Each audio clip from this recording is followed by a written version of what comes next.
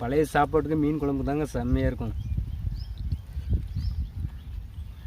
கொஞ்சமாக அப்படி பழைய சாப்பாடு போட்டு சாப்பிட்டு அப்படியே கொஞ்சமாக பொரிச்ச மீன்,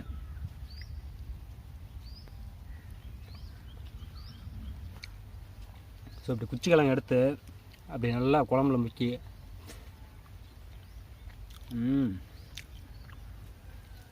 பழைய மீன் குழம்புக்கும் சுடு சாப்பாடுக்கும் சும்மா செம்மையாக இருக்கும். ட்ரை பண்ணி பாருங்க. அப்படி நீ சண்டே தான் நிறைய பேர் வீட்டில் மீன் எடுத்துருப்பீங்க, கொஞ்சமாக குழம்பு வச்சுருந்து நாளைக்கு திங்கக்கிழமை ட்ரை பண்ணி பாருங்க எப்படி இருக்குன்ட்டு.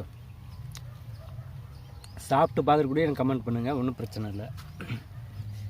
ஸோ கைஸ், அடுத்து வந்து பார்த்திங்கன்னா தலை. எனக்கு தலை வந்து பார்த்திங்கன்னா ரொம்ப பிடிக்கும்.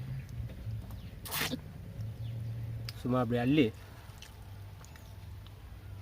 நம்ம சாப்பாட்டு ராமன் சார் சாப்பிட்ற மாதிரி